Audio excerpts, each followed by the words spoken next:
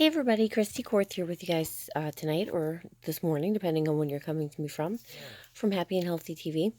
Today we're going to do a documentary video of 100 Days of a Girl with Lyme. We're up to date 12, and I think we're also going to film 13 as well because I've got a couple of topics to go over today. So I apologize, guys. I have not posted a video in a little while. I wound up, a couple things happened.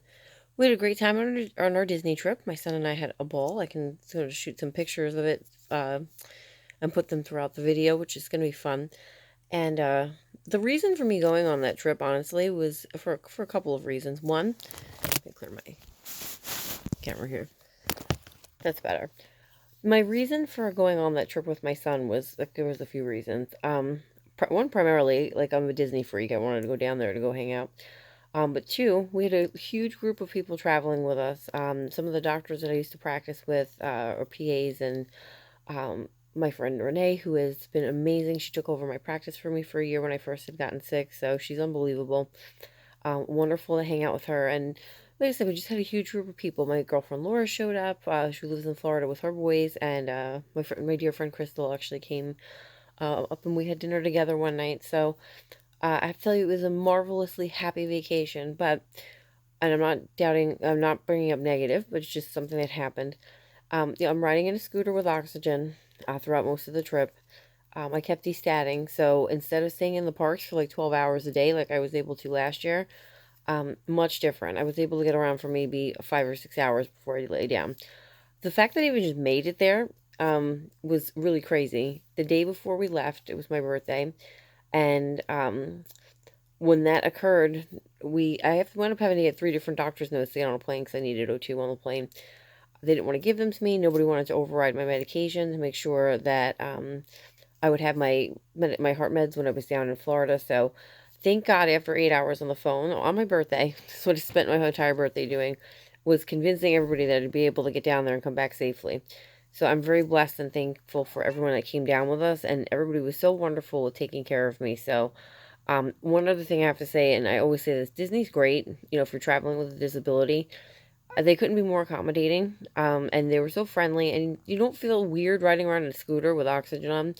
I know a lot of people brought this up over the past couple of weeks on some different Lyme forums. I can't go food shopping. What am I supposed to do? I can't stand up in the store for that long. I definitely go through that. And oddly enough, and my doctor had premeditated this, so I'll give him credit for being intelligent on this one. Before I left to go, I was advised that I had to go back. I was going to be admitted back into the hospital when I came back home. Anybody who knows me knows that the hospital is like jail for me, so I try to avoid it at all possible costs.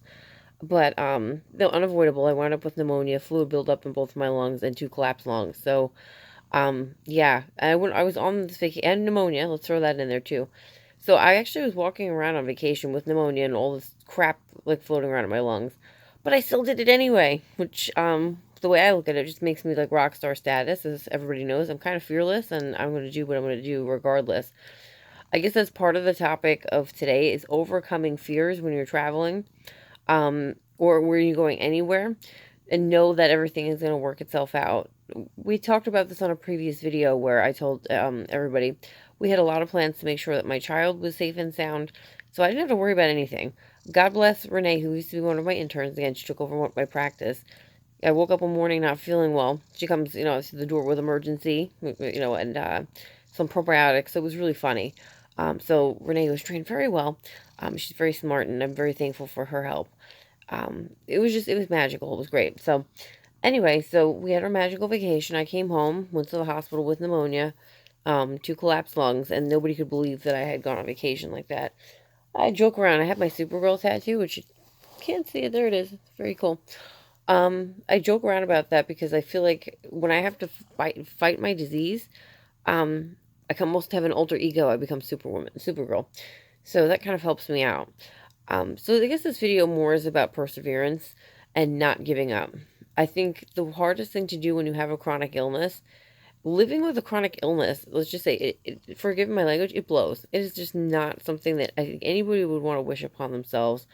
And as a result of me going bonkers while I was on vacation and really kind of pushing myself, I was so sick when I came back, but it was so worth it. The reason I say this is because I've missed like 3 Thanksgivings, 2 Christmases, and a few New Year's celebrations because I was stuck in the hospital in the past 5 years. So I look at it this way: I wanted to make amazing memories for my child. So I definitely did that. We celebrated my birthday that week, Christmas and Thanksgiving, all in the same week, which was amazing. So I tried to make up for what I was not able to do before. So again, living with a chronic illness, what do we go through? I'm filming from my bed right now. I'm pretty much bedbound.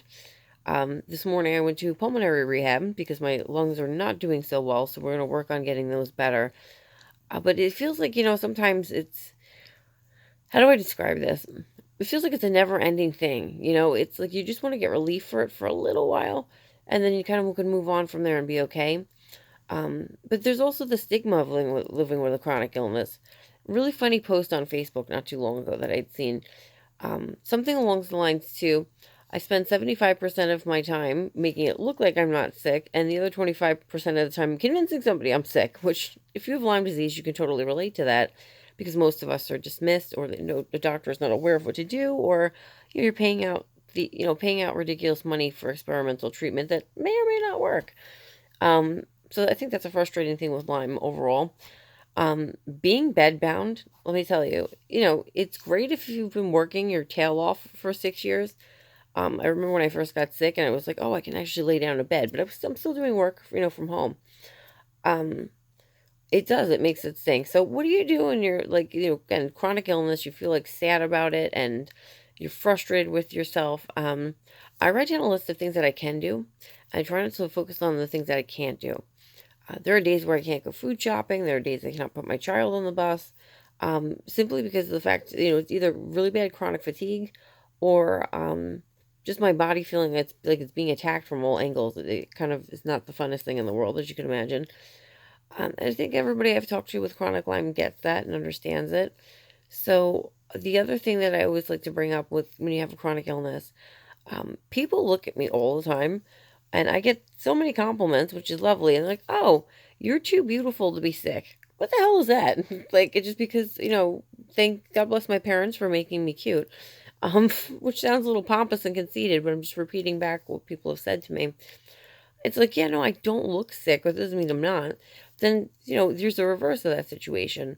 I'm walking around with oxygen on to go pick up my son from school, and people are like, oh my God, what's wrong with her? So I was thought for myself anyway, my disease, and a lot of people with Lyme would agree, is just invisible. People do not pay attention to people with chronic Lyme. And I think that this is very important, unfortunate. The other thing to bring up with chronic Lyme is that it stems for so many other health conditions. I have sarcoidosis in my lungs, which is why I keep having fluid buildup, and my lungs decide to keep not infiltrating, but what is the word I'm looking for? Lyme brain moment. It'll come back to me. Yeah, it's the reason why I keep having pulmonary edema, which is water in the lungs, and the bilateral pneumothorax, which is a PhD term for collapsed lungs. So yeah, walking around Disney World like this, like no joke, like I'm just rock on with that. But I think the hardest thing really with being with a chronic illness is, one, people don't understand it. Two, I know when somebody asks me how I'm feeling, I don't want to get into a whole spiel of, oh yeah, no, I feel like crap today. Oh, it's been a tough day. No one wants to hear that. It's okay, I think, to let it out sometimes when you have to. But for the most part, sometimes and this is no offense to anybody who's asked me this, it's frustrating because people just don't get it. And I think that when you have a chronic illness, people aren't sure what to do with you. What do you do with a person like myself who, again, diagnosed with chronic Lyme, and is just kind of floating around waiting for some sort of treatment to work out? And that gets really, really difficult after a while. So I think that there needs to be more of a voice for people with chronic illnesses. I also think that people with chronic illness should be able to pay attention more as to what's going on in a situation. Um, yeah, it's a really, really tough thing to deal with. But when you look back at other health conditions that stem from Lyme, multiple sclerosis, fibromyalgia, lupus has been cited in many cases. Guillain-Barré, which my father actually had years ago and almost passed away from that. Um, there's all different problems. Juvenile arthritis. Why does the juvenile, why does a pediatric patient have arthritis at the age of like 7? Um, Chronic fatigue syndrome. If you have chronic fatigue syndrome, you really need to get a Lyme test done, in my opinion, because the majority of patients I've seen, and I've dealt with this just doing interviews and stuff, there are a lot of people with chronic fatigue syndrome who are actually misdiagnosed, and they do have Lyme as well.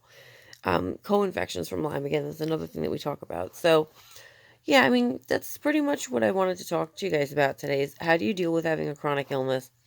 If somebody asks me how I'm feeling, even if I feel like crap, my response now is I'm better than good. People kind of look at me like, what? I learned this from one of my mentors, father rather, excuse me. And I love that saying. It's such a great little saying. I'm better than good. And, it makes other people be happy. The only time I'll tell you I don't feel well is if I feel like I'm going to pass out and I need your help. Pretty much. So, um, yeah, that's tough. I mean, some days are hard to get out of bed.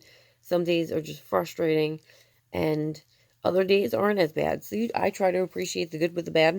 It's okay if I've had a bad day, whatever, chalk it up, move on. Got to keep it moving, type of thing, and just not dwell on it or be upset about it as much as possible. Humor, I think, is the best coping mechanism under the sun. We all know laughter is good medicine. So I like to try to make sure that I'm looking at things that make me laugh.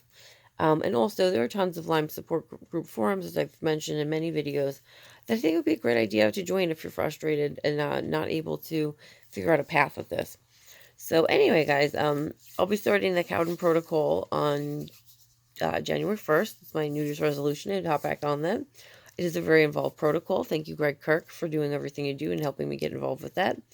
And I really believe in that very much, in addition to getting some other treatments done. So, all right, guys, it's going to be a wrap for me tonight.